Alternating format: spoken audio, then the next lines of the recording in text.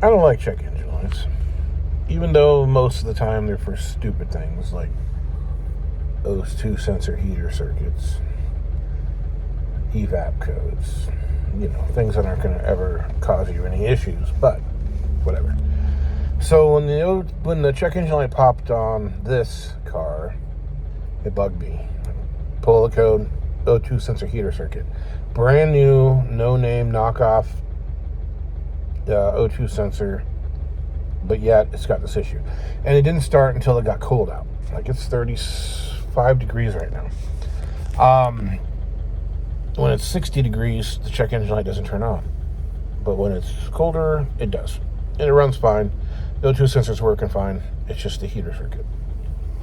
So, I went ahead, when I sold the golf cart, I bought a genuine Denso O2 sensor for it. And I just finally put it in last night.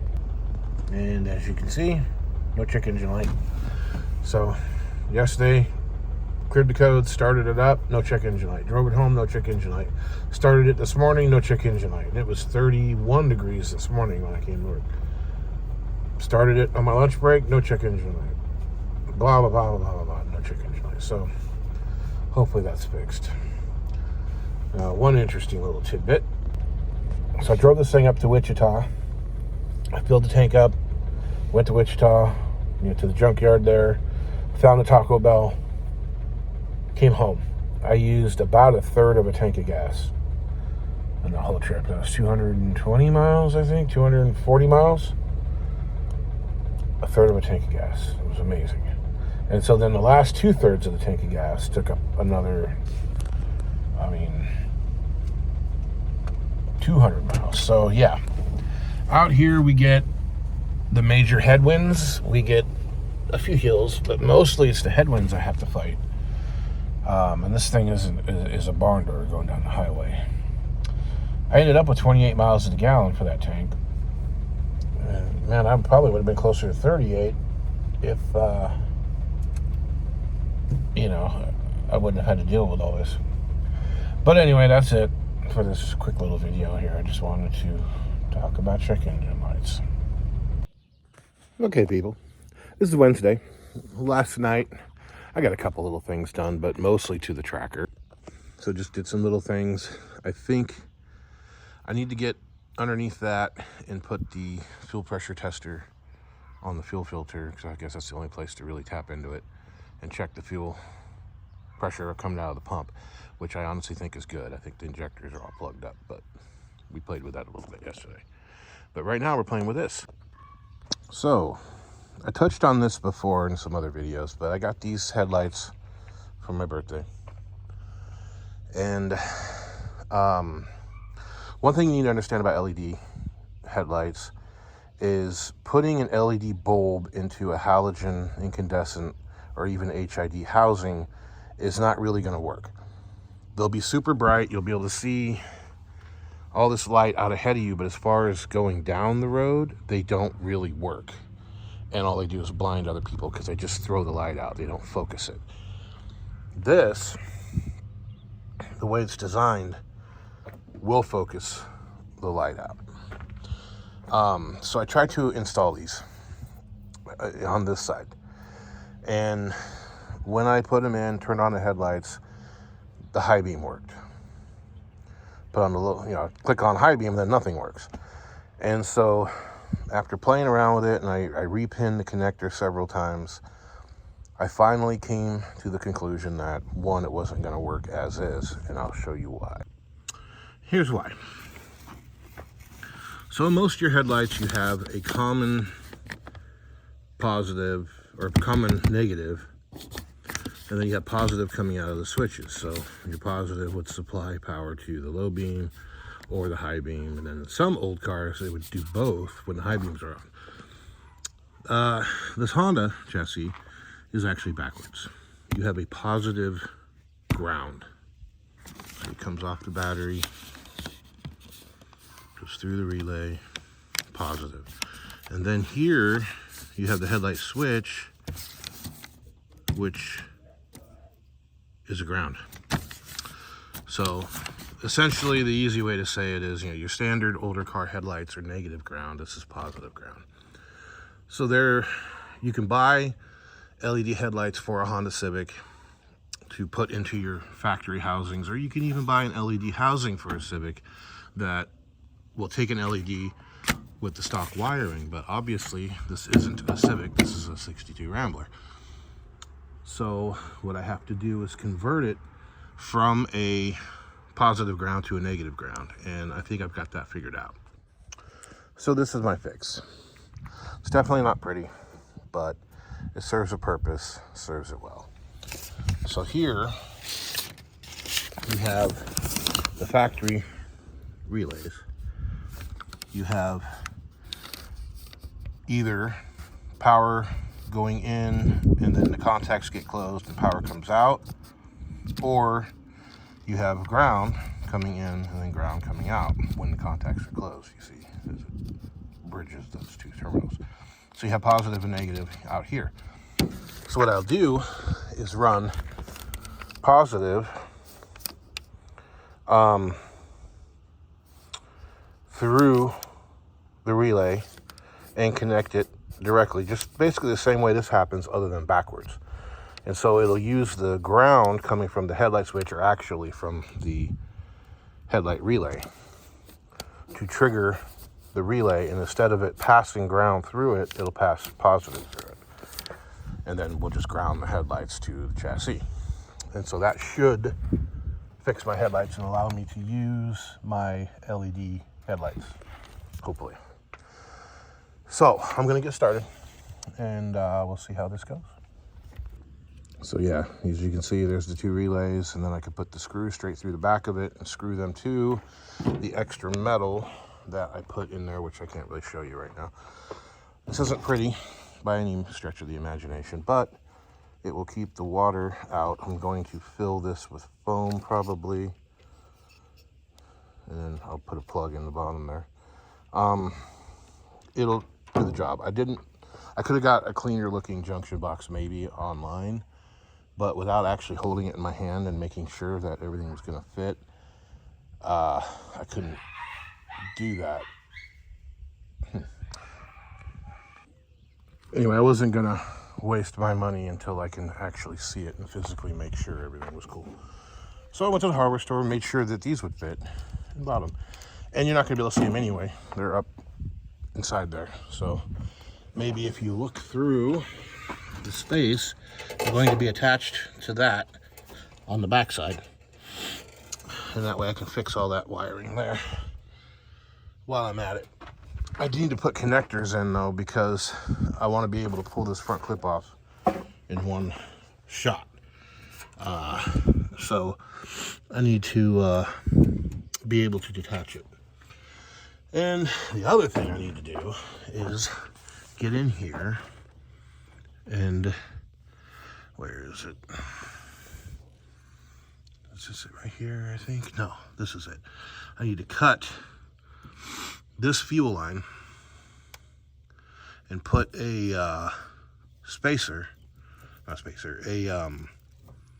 I have a fitting, a T, more or less, has a Schrader valve in it, so that way I can check the fuel pressure going into the rail. Yeah, I don't like doing that, but that's really the only way to test it. So anyway, but I've been languishing this for months now, so since October. I need to get on it. So I'm getting on it right now. Okay, so here we've got ground, obviously, low beam, high beam.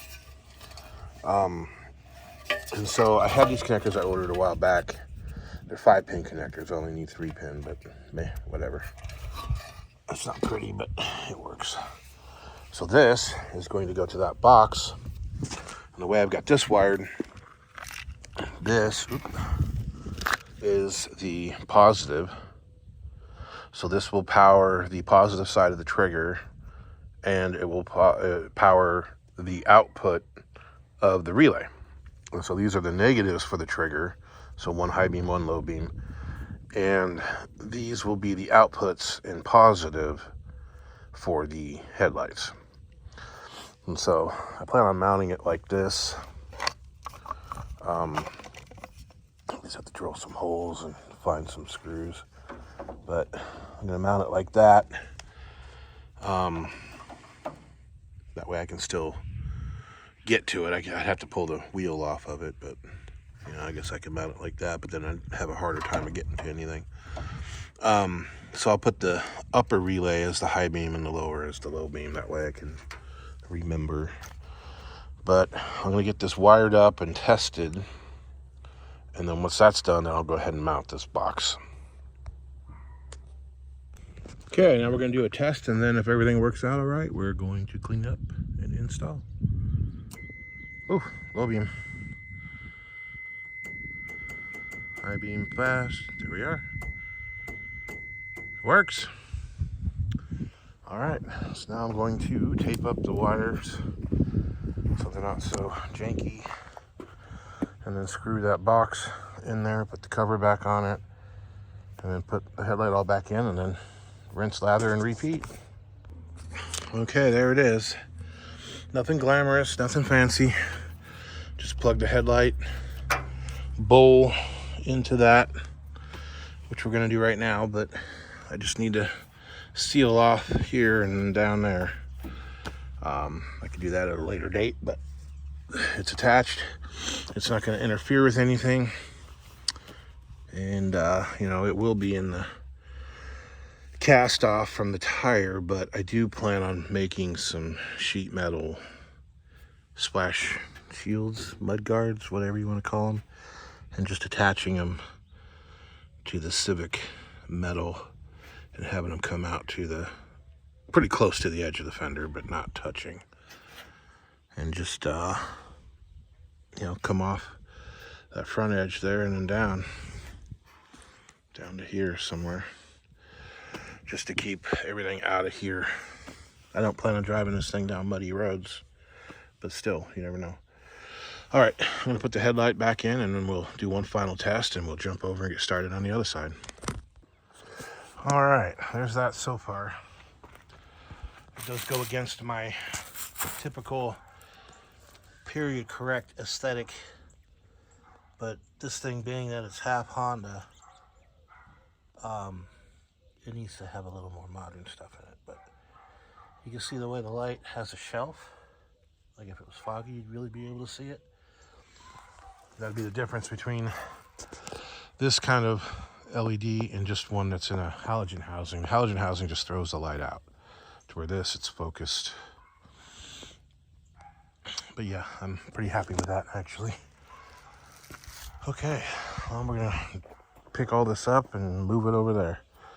Get busy. Okay, so see, on this side, I had already put a connector in, but I didn't use the white wire. I used the red wire instead, so all right, I'll live with it. My cooler is there, so I have to be mindful of that.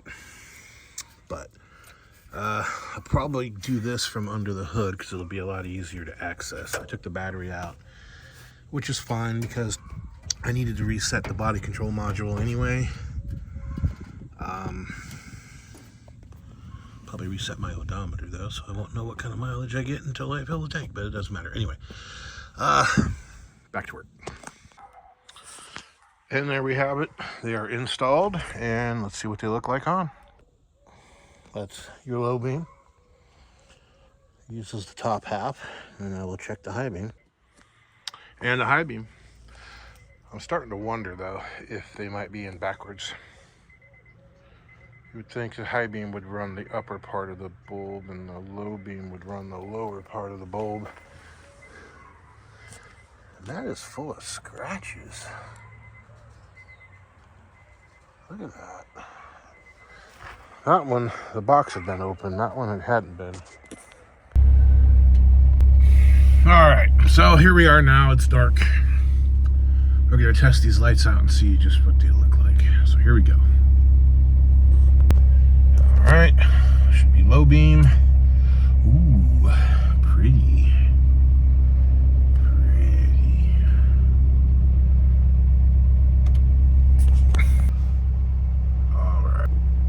All right, here we go. This should be low beam. Ooh, pretty. Actually, on the phone screen. There we go. That looks better. And high beam. Yeah, okay. So let's go find out what it looks like going down the street.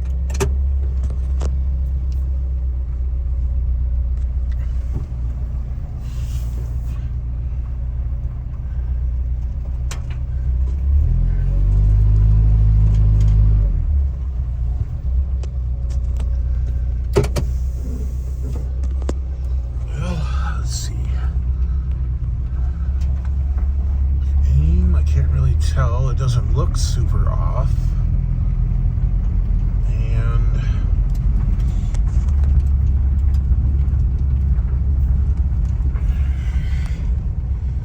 yeah, looks like the aim is still good.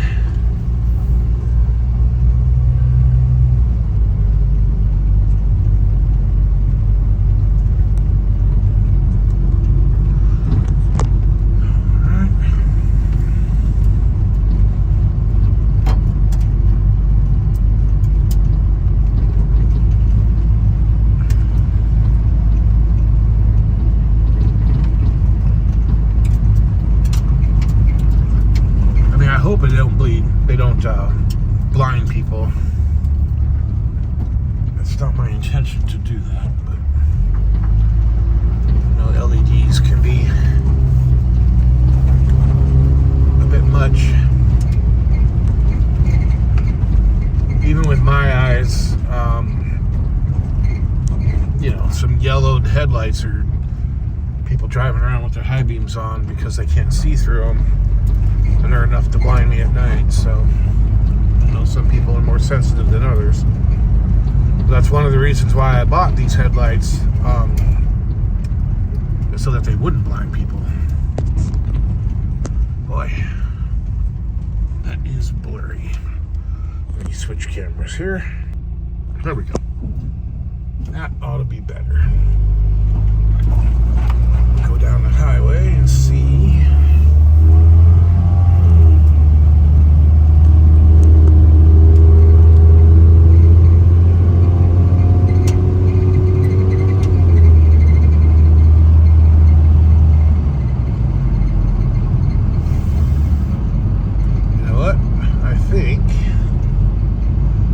Forgotten to put my hood pins back in, so I'm going to pull over here and pop them back in.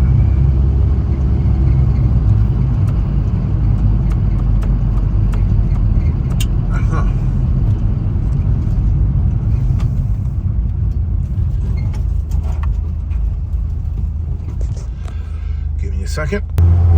All right, back on the road.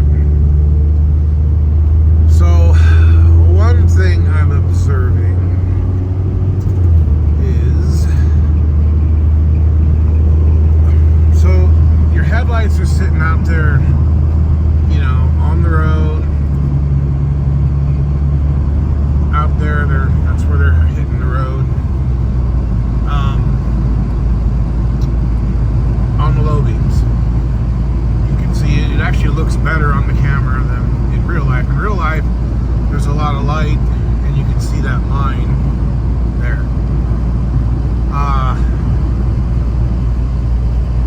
So through the camera lens, you see that better. But when you hit the high beams, you see it doesn't actually move that line out farther like it would on a halogen bulb. Looks like all it really does is physically it turns on the upper LED light, which makes the light go up higher, but it doesn't cast it further. See?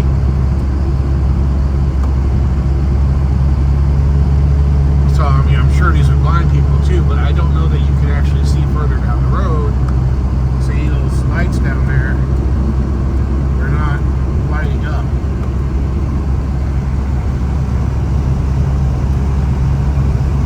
They're not, those reflectors, they're not changing their intensity and the brightness.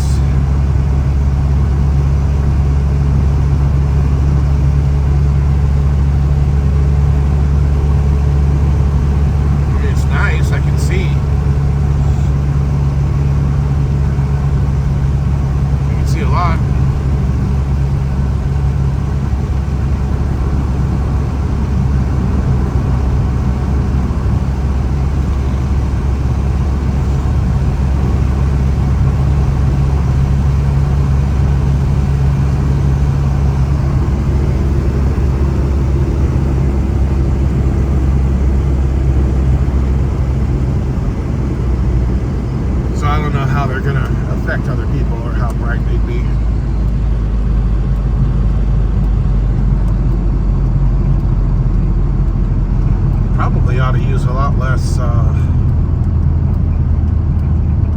power.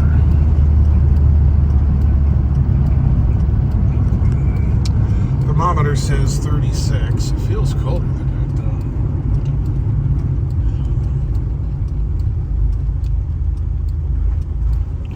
Tomorrow I need to cut that fuel line and put that T in. Check the fuel pressure.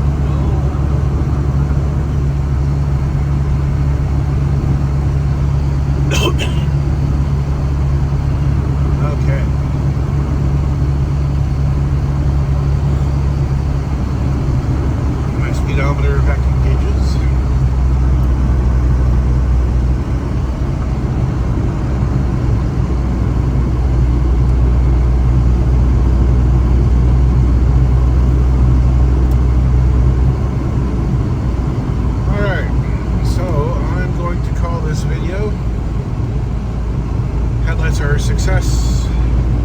We'll check them out when we get to the house, so maybe I won't call it just yet.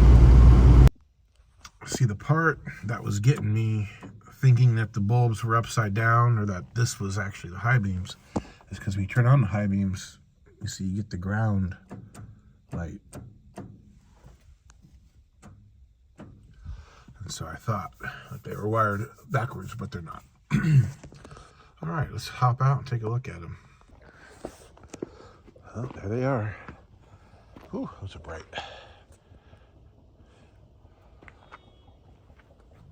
Now, let's see, what do they look like over here?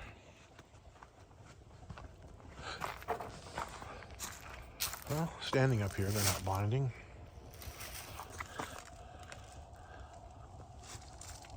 Now they are. Whew. Yeah, those are bright.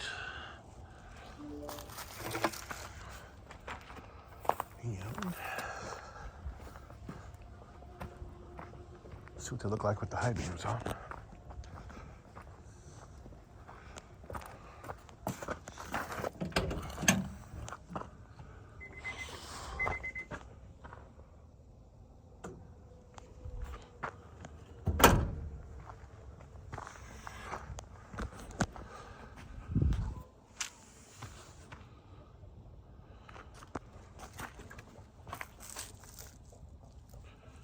Huh, interesting.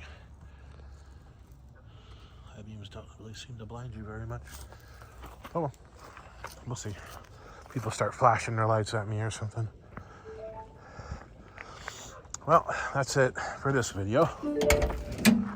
That was the job of converting to LED. It was definitely a lot of work.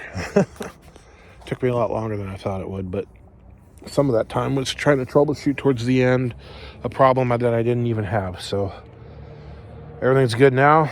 We'll see how they do going down the road.